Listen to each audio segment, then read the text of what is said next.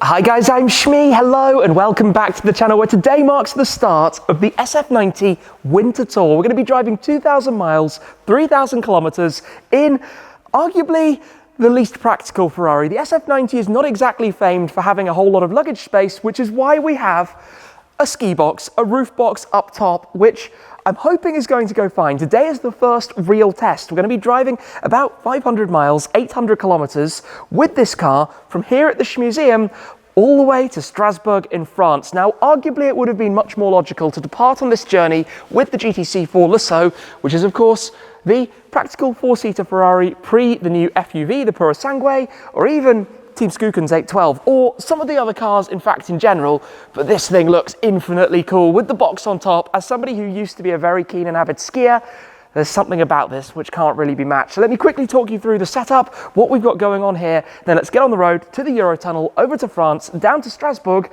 hopefully without anything going wrong in the first 500 miles with this setup.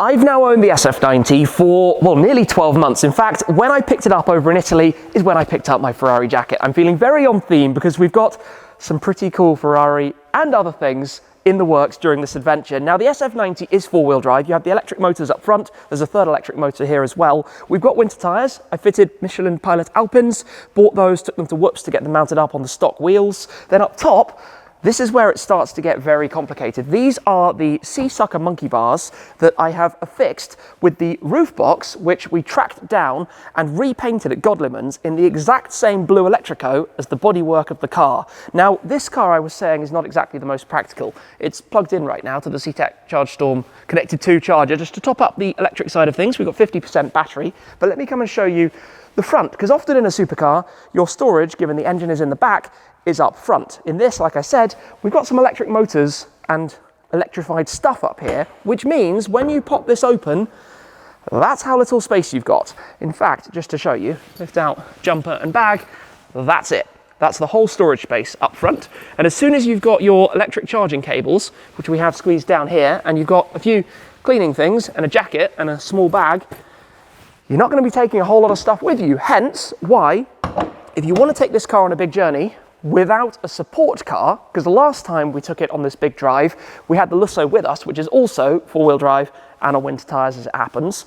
Well, we're not taking that this time. We're going just with this. So I've got the key right here for the roof box, which we're going to have to work out, and I've booked all hotels with suitable parking garages and things. But inside here, you will see we have a couple of weeks of luggage kind of loosely put in, which works easily. We could fit another bag or two. In fact, if I was slightly neater with this, we could squeeze a little bit more in, but that is stuff that you could certainly not fit in there. There would be absolutely no chance of that whatsoever. This just closes back down, nice and simply. He says, let me see if I can, there we go, done, ready to rock and roll. Now with these, you need to regularly check the suction pressure, but believe me, that's strong enough to move the car.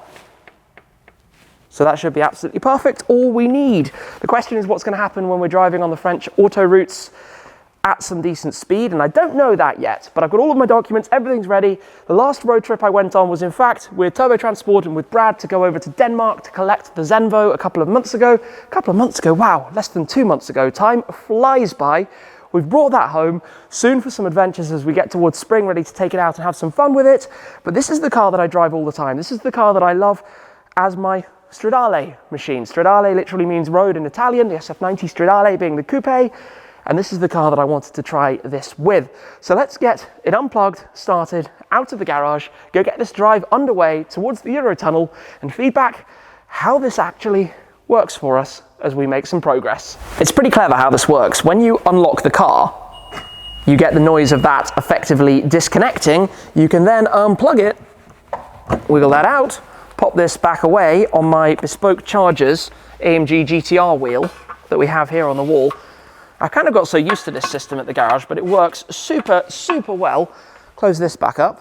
Always worth getting that last little bit of electric charge, because thankfully with this place we agreed the electricity tariff a long time ago, and it's much cheaper than it would be if we were doing it now. So I'm going to make the most of that while we can. We do need to fill this up, but let's basically pull it on out of the garage, and it's time to hit the road.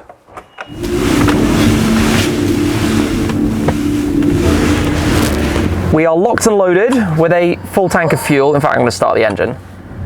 There we go, sounds very nice. Out we head then, because it's about 100 miles or so from where we are now. Been driving and completely eliminated the battery up to this point. One thing to point out though is that the car actually sits a little bit lower on the winter tyres. They're a slightly narrower fitment, which means with the same profile, the car is a touch lower. And I've noticed that the front is particularly vulnerable, like that. But thankfully we have the lift system in here, and it will be smooth sailing. Now, one thing we have done, which I think is fairly clever with the roof box maybe, is that on the little shelf that we have behind us, put some of the heavy things. So toiletries, chargers, that kind of stuff, just to bring away some of the weight that would be up there. In fact, you can see the roof box just up in front of us. So hopefully that's going to be of benefit. But basically, we pull out here onto the M25, straight into traffic, and that's not the best start. Thankfully, that traffic didn't last very long, and we are now flowing around the M25, down or around towards the Dartford crossing, then we go down the M20 towards the Eurotunnel. But I know a lot of people are wondering, given we've got suction pads on the roof, how fast can you drive? Now, I believe the actual number that they are kind of rated to is well over 100 miles per hour, which obviously we can't do here, we can't do in France. The only place you could do that is in Germany, and I don't really intend to do that because I don't want a roof box to go flying off. I actually saw that Damon, DDE, had done a video many years ago with some suction pads on the wrap of his Lambo, and actually the roof box on his car disintegrated at about 175 miles per hour, but the suction pads were still on the car at 175. That's nearly 300 kilometers per hour. So I don't think this is going to be a problem, but I am going to be stopping periodically, probably quite regularly, to make sure that everything is secure and on the car properly. And in fact, every time we stop and get out of the car, we're going to be checking it as well, because you can never be too safe with this kind of thing. You can end up very sorry, and obviously we don't want to lose our luggage or cause anyone else any trouble or damage or harm. So let's take it easy. Now, one thing I do have is that the service light is on because the car is due its first year service. So that is going to be done as soon as we get back home, which sounds strange to say when you're just starting a road trip, but it has been at the dealer for a quick check over prior to departure so that they could kind of sign off and make sure all is good with it. So at the moment, we're driving on eDrive electric. It's silent, it's easy, just some road noise. The engine kind of seamlessly kicks in. When you're at low RPMs, it's really quiet and chill, so you don't have that aggressive start of it, which you don't want all the time when you're just on a long slog. And it's a lovely car, believe me. It feels so nice in here. I love what I did with the spec around the dashboard, all the color choices with the Sabia and the blue sterling that we have up here. The blue steering wheel, by the way, is something I absolutely love that I did on this car. It's really, really nice. But yeah, onwards. So probably let's have a catch up as we make our way towards the crossing of the Eurotunnel. We are arriving then at the exit for the Channel Tunnel. This has been a pretty uneventful journey. In fact, an uneventful journey is exactly what you want. It has started being, I'm not going to say raining, but something like that. This is the exit, literally. This is where you go straight off the motorway and towards the trains. Now, I've booked a normal crossing, but something quite funny about this crossing is even with a roof box, we're still lower than a normal vehicle. So I have obviously booked the high carriages because they're also wider, which with a car like this, which is obviously very, very wide with nicely expensive wheels, which you don't want to curb, is the right way to go. But I find it quite funny because even with a box on the roof, it's still a super, super low car. Now, I said earlier about it sitting a little bit lower than standard. Tried to work it out. It's about like 3 or 4 millimeters lower. So it's not a huge difference, but it's just enough that you scrape in places, which is obviously slightly annoying. But hey, that's life. That's what it is. We just have to take this nice and easily as we chill on our way through to go through registration, check-in, passport control, get ready for the train over to France. This has again been super, super smooth. Lift system there just in case. As we arrive down towards the trains, we're basically going straight on to our booked train, which is quite unusual for me. I'm normally either a little bit late or just completely off schedule because something changed and we had to be here at a different time anyway. But this has all gone very, very, very, very smoothly, which we like. And then we'll have the 35-minute crossing under the English Channel to Calais, before we have about 6 or 7 hours down to Strasbourg, the other side. Everything with the roof box is all fine. It's still there, still pumped up correctly, still secure, which is also very welcome. We'll have a slightly faster speed limit on the French side, hopefully without the rain, hopefully without this like slightly bad weather that we've got here. But the SF90 is doing wonderful things for a journey like this. This is how we like it to be. And we enter the train. So I tell you what, at this point, just because I can, I'm going to put the car into electric drive. There we go. Silently with our electrical whir. I don't know why, it just becomes fun to do that. We are the very back car, the last car in electric, as we head out, carefully does it. Thank you to the team and the staff here. And we touch down in France. All right, we're on French tarmac with this car again, not for the first time. We're actually on 0 miles of electric range down here, so it's gonna fire up the engine, or I can just do it with the window down a touch, and then we will get a cold start immediately. There we go. Sounds nice. It's easy to underestimate this, but it does sound amazing. Now, I've got a few controls that I can actually do in this. I've got to unplug my phone because it does this funny USB device not supported thing. But if I go into the system here, which is arguably very fiddly and takes a lot of kind of making sure you know what you're doing, but in the settings, we can adjust the headlights down here to be correct for France. So in ADAS, which is your driver system settings, I think I actually have to be at a standstill to do it, which is kind of funny, but in that menu is a setting to adapt your headlights and also to change the speedometer to kilometers. I say that, but we've kind of got them both here anyway, so maybe we don't need to. It's interesting learning each car, because obviously last time it started on the continent. So because it started on the continent, I didn't really spend any time trying to work this out. It was just rolling with it and off we go. This time around, I don't know, we'll just adapt. We've hopped from the GT Black Series tour in the US to the SF90 tour around Europe, to very, very, very different cars. And arguably the more hardcore car is the GT Black Series, which is actually the more practical car. It's a funny world. Anyway, this is where you have the signs of France. We arrive in our second country of the day. We're only going to be in France today. We're not going to go into any other countries, I don't believe, but we will cruise from here via a stop for a bite to eat before too long, and then that says 400 odd miles, so 600 or so kilometers, 5 and a bit hours. We'll go a little bit slower and add in some extra stops. It'll probably be 6 or 7 hours by the time we get there. We've just pulled onto the French Autoroute, where you have a speed limit that's 130 kilometers an hour. We are driving at exactly 130. Currently, well, obviously a little bit faster indicated, but the GPS is at 130, which is obviously what matters. The roof box, you can see there's a small little bit of movement at that kind of speed, but I think that's kind of natural anyway. I mean, I know from driving the GT500, the Mustang, the bonnet or the hood shakes a little bit when you're going this speed as well. The whole body panel on the car, you can see moving. This car has adaptive cruise, so because I am behind a truck there, it has just slowed us down. But it seems to be okay, seems to be good, which is obviously the important thing. But we will take a stop in the very near future to have a closer inspection, just to make sure it's all like held down securely and there's nothing fishy going on.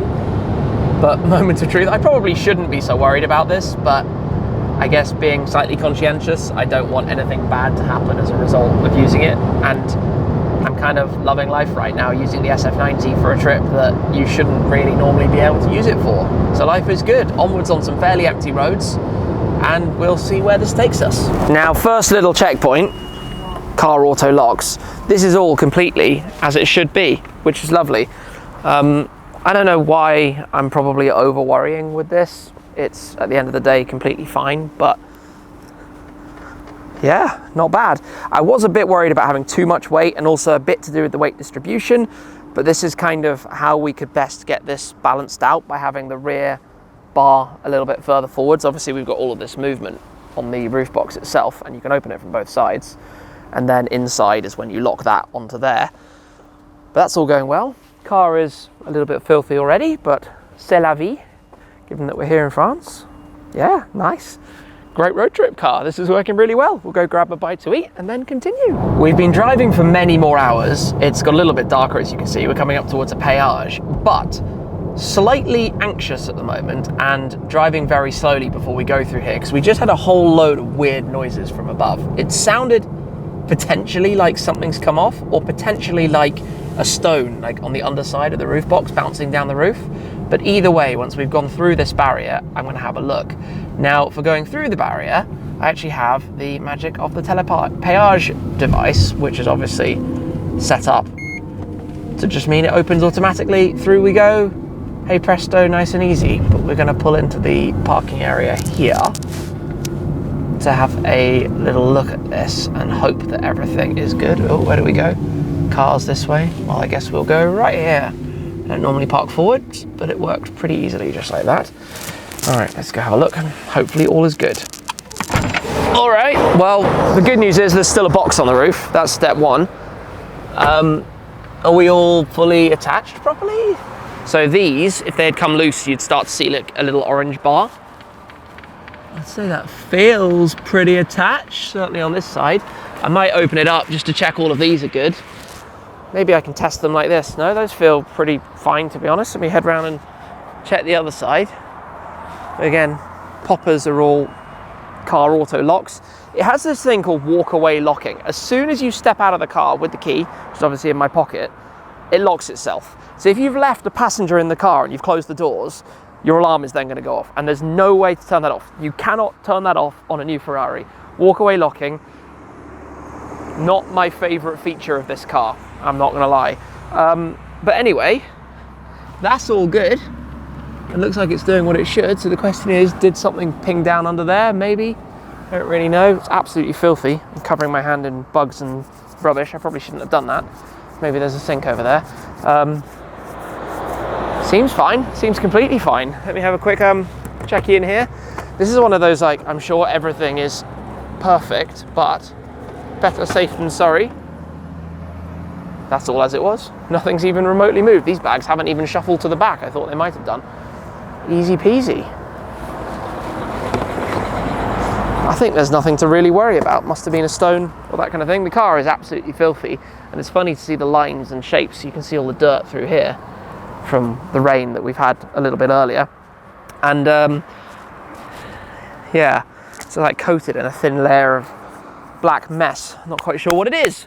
But anyway, car's looking lovely. Just realised there's a beautiful sunset off behind me, being distracted by whatever the noise was that we heard. But really, it's only about an hour from here to the hotel. Today has gone super smoothly.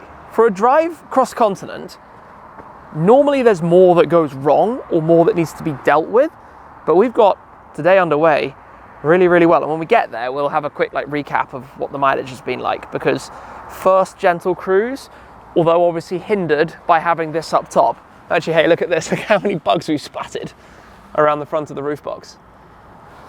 Even in winter. If you did this in summer, that would be absolutely obliterated. Anyway, back in the car, let's continue. Well, we find ourselves on the small city streets of Strasbourg. Welcome to the French city here, where we're gonna hopefully be able to get past this cyclist. But I guess this is the downside of driving an electric. I don't know if they know we're here or if they're just chilling. Okay. Merci. We made it through, and then we're right by the water here as well, I think. Which is kind of nice, so watch for cyclists. Oh gosh, driving through the city streets silently. Now, one of the things I'm hoping is that, yeah, we've got a decent enough amount of battery so that in the morning we can silently drive away as well.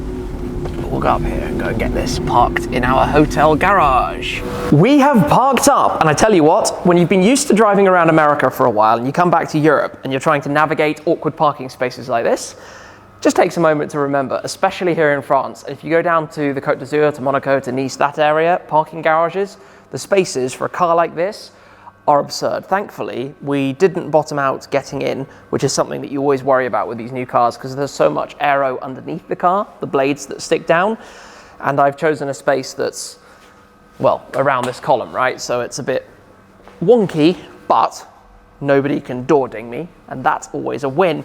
So we need to unload everything from here, lock it up obviously for the evening. I think we have driven 498 miles today, so just shy of 500, about the 800 kilometer mark. But we've made it. I'll probably have a quick run through of everything, but I know from earlier, we've done so many stops to check this today, that it's basically worked flawlessly. We've managed to get here with luggage, which you can't normally do in an SF90 Stradale. I would say that is mission success. We made it.